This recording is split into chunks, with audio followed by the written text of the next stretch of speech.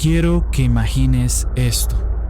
Es enero de 1947, Los Ángeles. Una mamá sale a caminar temprano en la mañana con su hija de 3 años. El barrio se llama Leimert Park. Es un barrio tranquilo, residencial. Y mientras caminan, ella ve algo en un solar abandonado. Desde lejos, ella se fija en lo que parece un maniquí, de esos que usan en las vitrinas de las tiendas. Ella piensa que alguien lo tiró ahí. Para confirmar, tomó la decisión de acercarse y cuando lo hace, no era un maniquí. Era el cuerpo de una mujer joven, cortado en 2 mitades perfectas en medio de un solar. Se fijó en que no había ni una sola gota de sangre. Nada. Se llamó a la policía y los primeros detectives que llegaron tardaron varios minutos en poder hablar, porque lo que estaban viendo no tenía sentido. El cuerpo estaba colocado de una manera muy específica. Los brazos extendidos hacia arriba, los codos doblados en ángulo recto, las piernas abiertas. Todo en una postura tan calculada, tan precisa, tan teatral, que parecía que alguien lo había puesto ahí como si fuera una obra de arte. Y es que sí, todo indica que para el asesino eso era exactamente lo que era, una obra de arte. Y es que hay algo que los libros de criminología casi nunca mencionan, porque se cuenta que hubo un hombre al que la policía vigiló y grabó diciendo con sus propias palabras lo siguiente: suponiendo que maté a la Dalia Negra, no pueden probarlo. Ese hombre vivió hasta los 91 años, murió en su cama, nunca lo arrestaron, y hoy vamos a hablar de él.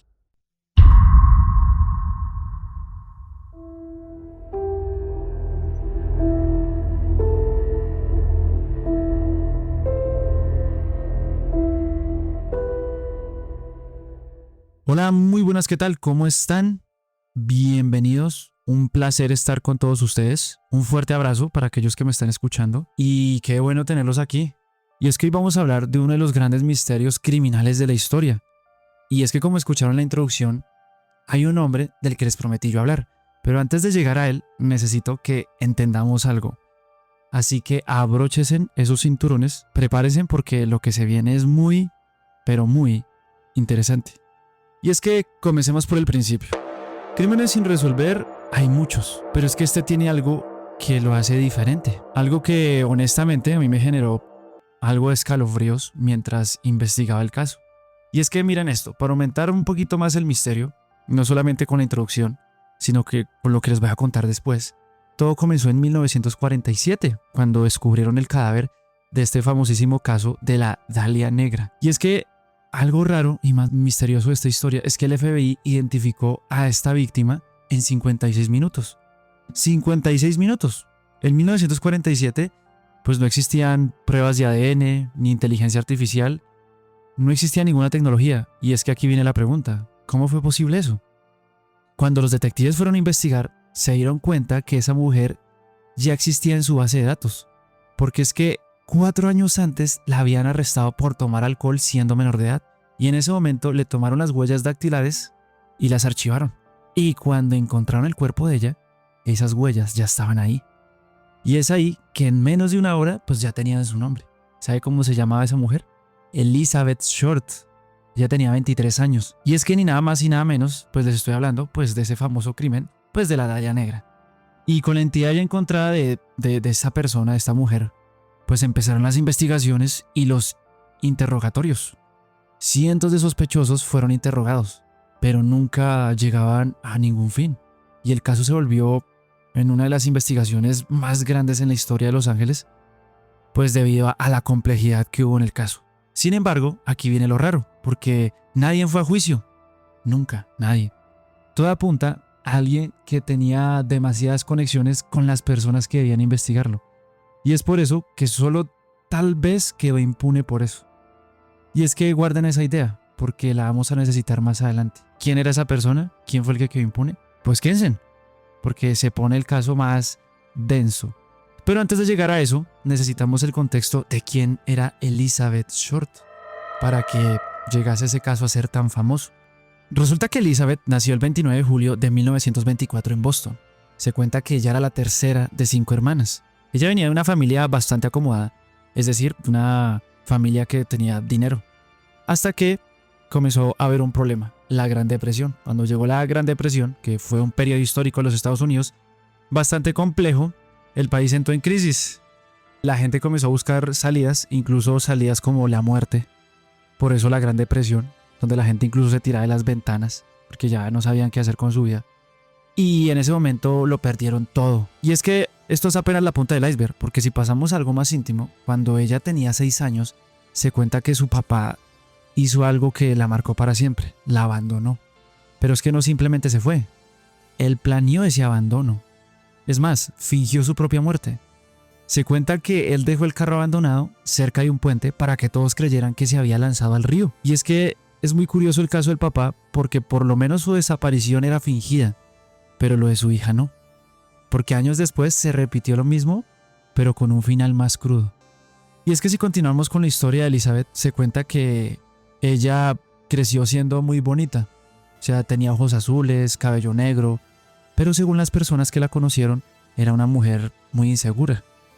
Siempre, constantemente necesitaba que la vieran, que la quisieran, algo que evidentemente hablaba de su papá, porque al no tener paternidad se crió con un vacío que nunca llenó. Incluso llegó a ser tan insegura o la necesidad de que la vieran era tan profunda que llegó a inventarse historias sobre su vida. Ella era mitómana, siempre fue considerada así. A veces se presentaba con nombres distintos para poder ser más interesante a la hora de conseguir algún trabajo.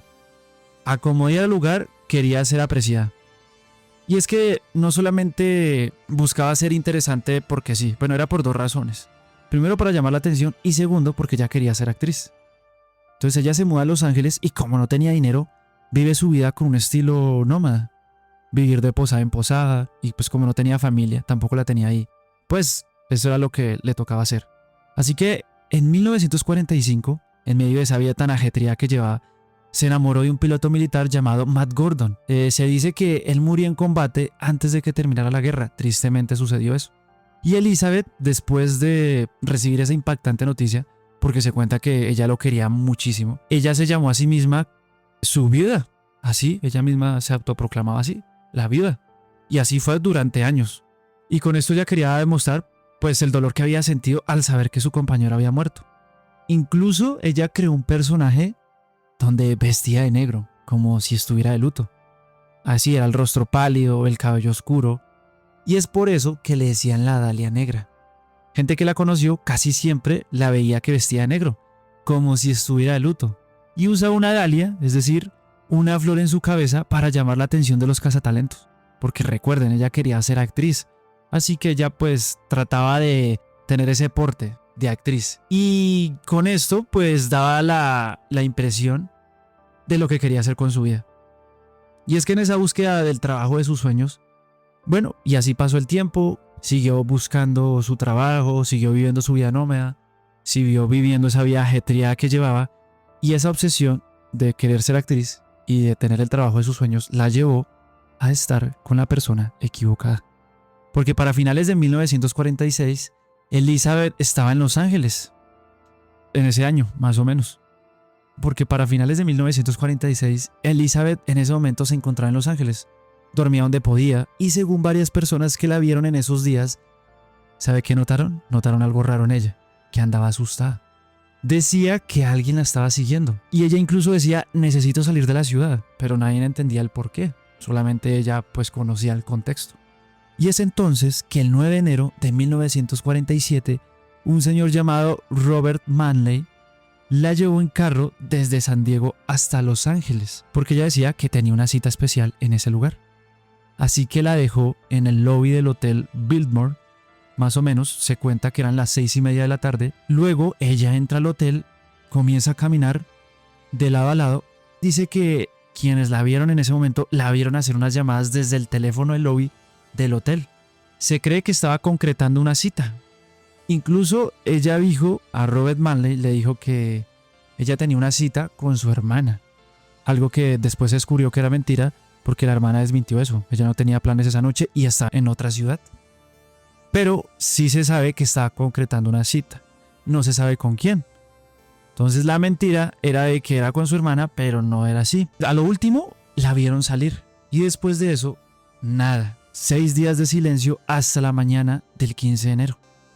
Lo que encontraron y el hombre que nadie quería investigar. En la introducción, yo les había contado acerca de la historia de una mujer que caminaba con su hija pequeña de 3 años por el vecindario de Leimert Park, que en ese entonces pues era un lote baldío. Y ella pues vio un cuerpo que lo había confundido con un maniquí, que luego sería el cuerpo de Elizabeth Short. Esa mujer se llamaba Betty Bersinger, quien descubrió ese cuerpo ese día, tirado en el pasto. Y es que su primera reacción no fue de terror, sino de extrañeza. Y es que precisamente cuando vio ese cuerpo pensó otra cosa menos de que era significativamente pues el cuerpo de alguien. Así que ella llama a la policía y en esas llegan los investigadores y encuentran que el cuerpo de Elizabeth había sido cortado en 2 mitades. Y es que el corte era perfecto. El médico forense contó en su informe lo siguiente. Él dijo que el tipo de corte requería conocimientos profundos de anatomía humana, herramientas quirúrgicas profesionales y tiempo en un lugar controlado y tranquilo. Así tal cual lo dijo. Y es que aquí viene la pregunta, ¿por qué controlado y tranquilo? ¿Por qué? Porque resulta que el cuerpo había sido lavado completamente. Aquí viene el misterio. ¿Saben qué encontraron más? Que no había sangre. Es más, la piel estaba casi blanca y el rostro tenía cortes desde la comisura de los labios hasta las orejas. Imagínense en la escena macabra, quien vio el rostro de esa persona. Cuando le vieron la cara, pues tenía una sonrisa forzada, permanente, como si alguien se lo hubiera puesto ahí a la fuerza. Y esa fue la postura que les describí al principio. Brazos arriba, codos en ángulo. Y es que años después, un investigador la comparó con una fotografía del artista surrealista Man Ray. Y es que presten atención a esta locura. Porque Man Ray, él era compañero de un tal George Hodel. Y es que tengan en cuenta a este hombre porque es bastante importante. Y volviendo a la foto, cuando miraron, era exactamente la misma postura en la que había quedado Elizabeth. Pero a eso vamos a llegar en un momento. Con todas estas descripciones, la prensa de Los Ángeles convirtió todo esto en un espectáculo desde el primer día.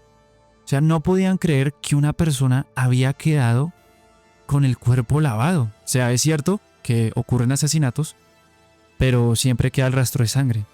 ¿Quién lava un cuerpo? ¿Y por qué motivo? ¿Cuál es el motivo de lavarlo? O sea, drenarle toda la sangre. La piel estaba casi blanca. Era muy extraño ese asesinato. Y el rostro tenía cortes estilo guasón, de lado a lado, de oreja a oreja. Y dejándole esa sonrisa totalmente macabra. Así que los periódicos comenzaron a publicar detalles inventados incluso para vender más periódicos. Por eso es que el caso se volvió tan mediático y hasta el día de hoy lo conocemos. Comenzaron a describir torturas que el informe forense incluso nunca mencionó. Y fue la prensa quien inventó el famosísimo apodo de la Dalia Negra. Y es que recuerden que ella vestía de negro por el luto de su compañero. Asimismo, ella se trataba como viuda y usaba literalmente, es lo que se cree, una dalia en la cabeza pues para llamar la atención de los cazatalentos y que la vieran con buen porte. Incluso empleados de una farmacia a donde iba Elizabeth le decían a ella la Dalia en forma de broma. Pero lo que complementó el resto del apodo fue una película del cine negro llamada La Dalia Azul, que precisamente se estrenó en 1946. Y es que era común que la prensa de ese entonces pues buscara nombres, como yo decirles a ustedes, melodramáticos para vender esos periódicos. Y así fue como se convirtió ese famoso apodo en algo mundial. Pero en sí su nombre era Elizabeth Short. Ahora, si continuamos con el caso, después de dejar como aparte esta curiosidad, ¿qué les parece si hablamos un poco del asesino y del misterio que hay detrás? Pero vamos a ahondar aún más en este caso. Resulta que el 24 de enero, 9 días después del hallazgo del cuerpo de Elizabeth, un periódico recibió algo extraño. Dicen que recibió un paquete y se dieron cuenta que adentro estaba el acta de nacimiento de Elizabeth. Imagínense, así de extraño era la situación. Que usted esté sentado en su escritorio, normal, común y corriente, y le digan, oiga, mire, llegó un paquete para usted.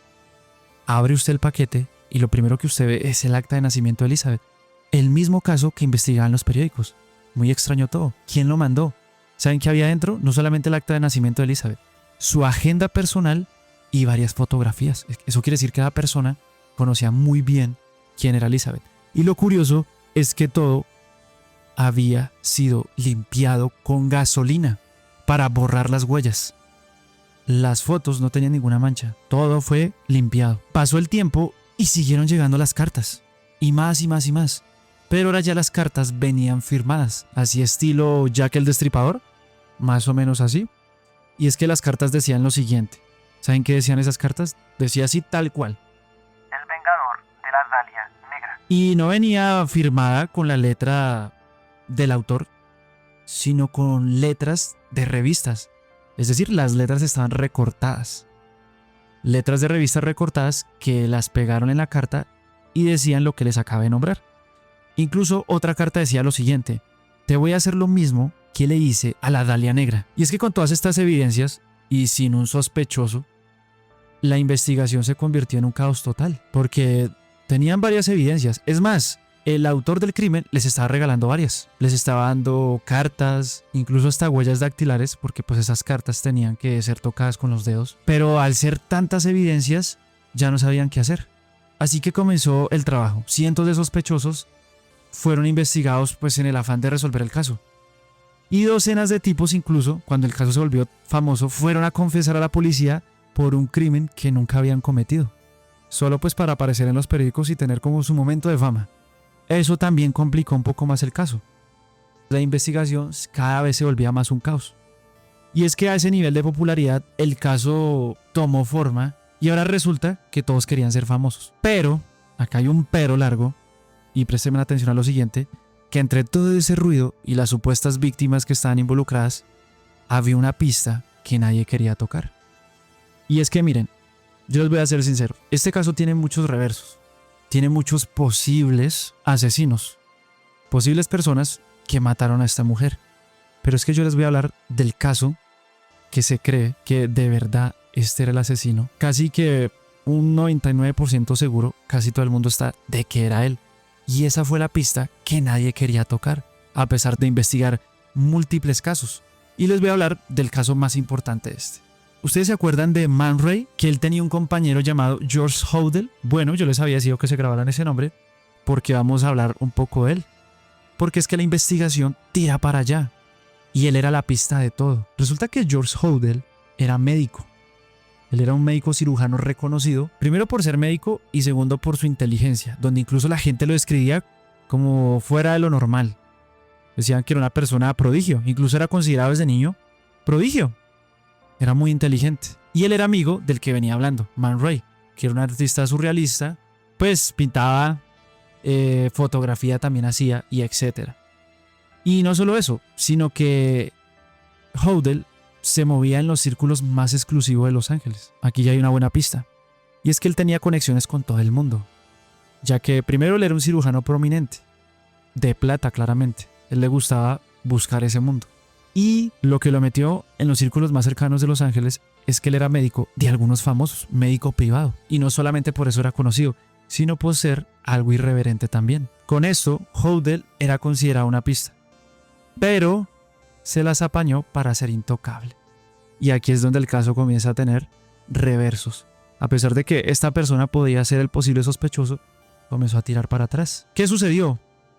Que él era un posible sospechoso grande. Tenía círculos con famosos.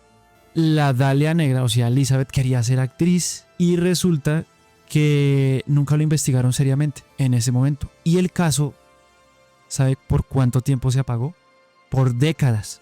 Solamente fue hasta 1999, cuando George Hodel murió, y su hijo, que aquí viene lo interesante y lo curioso, Steve Hodel, y aquí me parece algo raro, no sé cómo explicarlo. Yo creería que fue como la palabra que les dije anteriormente. Interesante. No siguió los caminos de su papá, sino que se volvió detective en el mismo departamento de policía de Los Ángeles. Y es que ahí él empezó a revisar los archivos de su padre.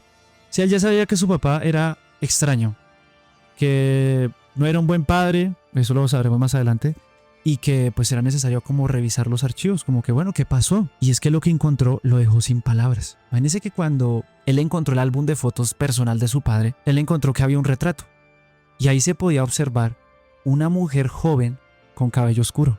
Si saben a quién me estoy refiriendo, ¿no? Así que Steve, estamos hablando de Steve Hodel, que era el hijo de George, miró esa foto un buen rato, que después él mismo contaría ese testimonio.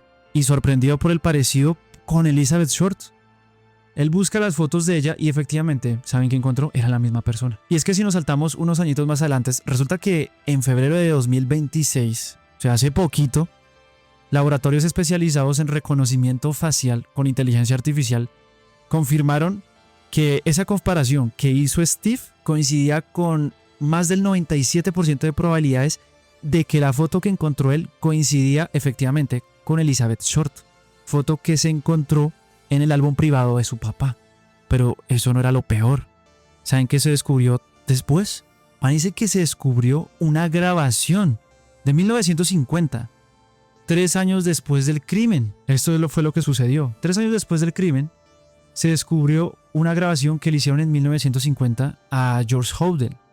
Sucedió que en ese momento el Departamento de Policía de Los Ángeles tenía a este hombre bajo vigilancia por otros motivos. Ojo, no era por el asesinato de Elizabeth, por otros motivos. Pero ¿cuál era ese motivo?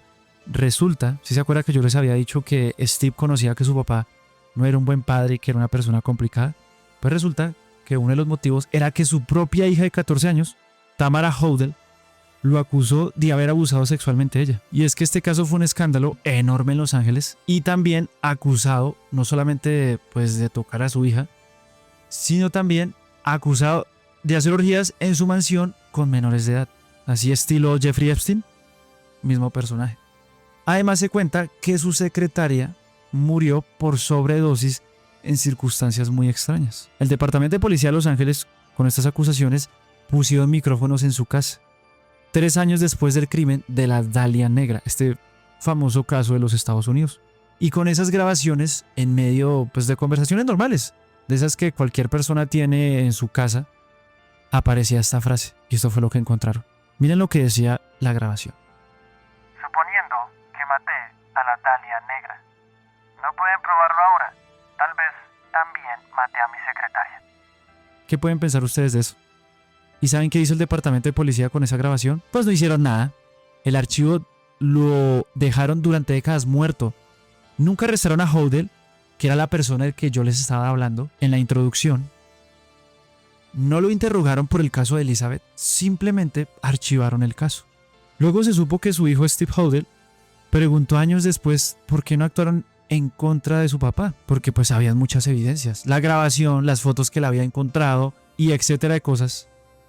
¿Y saben lo que le dijeron? Pues aquí viene lo increíble. George Hodel tenía demasiadas conexiones con gente poderosa en la ciudad. Y ahí está, la idea que les pedí que guardaran al principio. Porque George Hodel nunca lo arrestaron, murió de 91 años y parece indicar que él sí tenía conexiones poderosas en la ciudad. Y es que en esa época el Departamento de Policía de Los Ángeles tuvo el caso de corrupción más grande de su era. Precisamente cuando muere Elizabeth, dio la coincidencia de que ese departamento pasaba por esa crisis. Porque en ese departamento compraban testigos, policías incluso los compraban. Incluso el departamento tenía conexiones con la mafia para que encubrieran muchos casos. Y George Hodel hacía parte de ese caso de corrupción, donde él tenía conexiones y posiblemente compró investigadores y policías. La evidencia se acumula. Es entonces que el tiempo pasó y Steve fue juntando más y más evidencia. Tanta evidencia amontonó que en 2012 llevaron perros detectores de cadáveres a la mansión donde vivía George Hodel en 1947.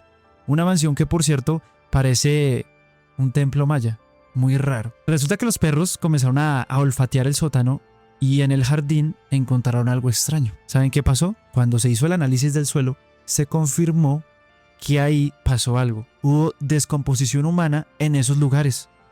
También se encontraron registros de que Hodel compró 10 sacos de cal en 1947. ¿Saben para qué se usa la cal? Para acelerar la descomposición de restos orgánicos. Y adivinen qué encontraron en el cuerpo de Elizabeth Short en aquel día que aquella mamá encontró el cuerpo, donde lo confundió con un maniquí. ¿Saben qué encontraron ese día? Cal. Encontraron cal en aquel solar. Ahora, si hablamos de las cartas, expertos en caligrafía compararon las cartas del Vengador, que era el hombre que enviaba esas cartas a los periódicos en forma de burla, con los documentos escritos por Hodel que encontraron en su casa. ¿Y sabe qué se dieron cuenta? Que eran similares. incluso casi iguales. Pero es que las cartas no era lo impresionante. O sea, si vamos a la postura en que está el cuerpo de Elizabeth, brazos arriba, codos en ángulo, cuando Steve Hodel puso lado a lado el cuerpo de Elizabeth y la fotografía de Man Ray, llamada el Minotauro, que fue cuando Steve pues sacó eso de los archivos de su papá, eran la misma imagen. O sea, la misma fotografía que había tomado Man Ray, así estilo arte, pues coincidía con el cuerpo de Elizabeth. Y es que el asesino no solo mató a Elizabeth Short, sino lo usó como un lienzo. Como si con la sangre de ella hubiera dibujado el crimen que él mismo hizo. Así de rara era la cuestión. Y es que al parecer, Elizabeth no fue la única víctima.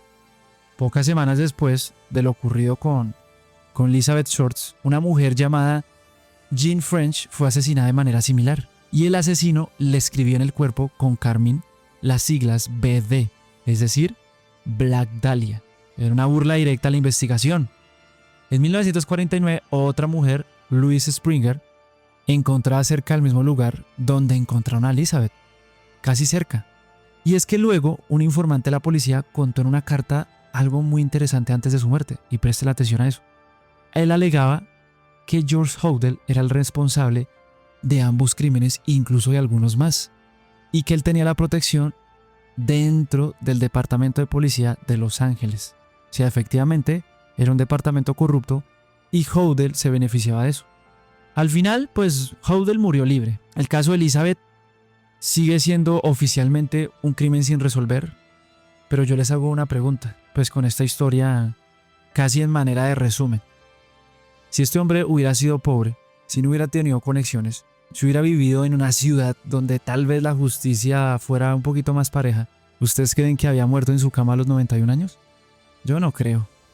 Pero claro, la plata lo hace todo. O por lo menos es sinónimo de poder. El cierre. Y si vamos un poco más adelante, yo quiero contarles esa historia antes de concluir. Resulta que en febrero de 2026, hace poco, volvemos otra vez a este mes, un laboratorio llamado Opram, que trabajaba en casos fríos con genealogía forense, confirmó definitivamente un emparejamiento de ADN vinculado a crímenes relacionados con este caso. También se estaba trabajando por extraer ADN de las cartas originales que el Vengador, es decir, el asesino de la Dahlia, envió en 1947. ¿Esto qué significa? Que a diferencia del ADN tradicional, que pues solo busca coincidencias directas en bases de datos criminales, la genealogía forense es totalmente diferente, porque lo que hace es abrir un árbol familiar gigante. O sea, no solamente es buscar coincidencias directas, sino ir hacia atrás.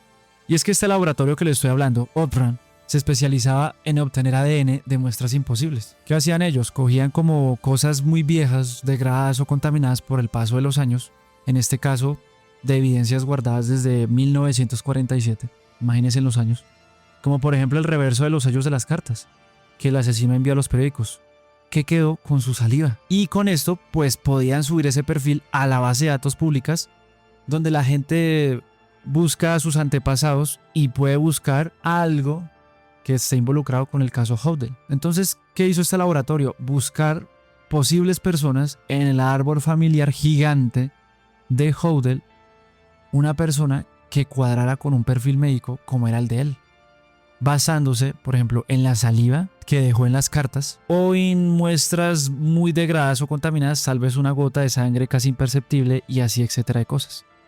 Y bueno, después de que sacaron las muestras a la luz, resulta que al final se descubrió que en el linaje familiar de quien había puesto la saliva en aquellas cartas en ese año de 1947, que es Hodel, que parece indicar eso, se pudo ver que había una persona que cuadraba con la profesión de médico. Hodel definitivamente podría ser él. Y algunos restos de sangre que se recogieron de su mansión, porque también fueron e investigaron allá, coinciden con eso. Y con él en un 95%. O sea, imagínate, la sangre, la saliva, incluso la profesión de un supuesto médico en ese árbol familiar.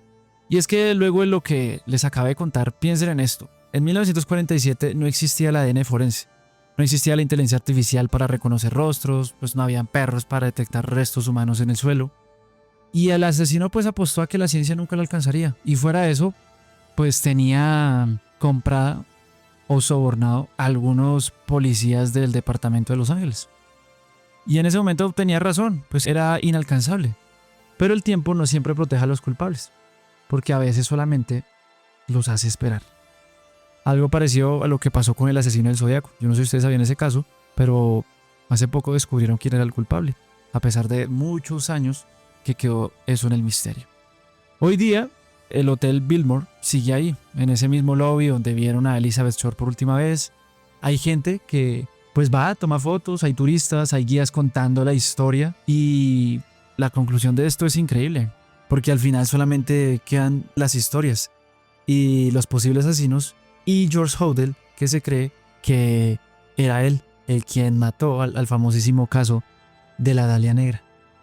Y pongámonos en la situación de esa persona. Imagínense ustedes ahí, en ese hotel, marcando un número de teléfono, esperando que alguien le conteste a uno, sin saber que pocas horas después ya no podría uno estar con vida y sin saber que jamás el caso se iba a resolver. No se sabe si algún día puede haber una condena formal, cosa que lo dudo. No sé si el ADN de estas cartas pues van a confirmar ese 5% que falta, pero sí se sabe una cosa de esa historia, que Elizabeth Short no era la Dalia Negra. Ese apodo se lo inventó la prensa. Era una persona, una mujer de 23 años que tenía un futuro, que buscaba el trabajo de sus sueños, ser actriz, y dio con la persona que no era. Y es que yo les voy a dejar otra curiosidad acerca de esta historia para ya cerrar. George Hodel era una persona bastante extraña, porque cuando yo digo que dio con la persona que no era porque no dio con la persona que no era.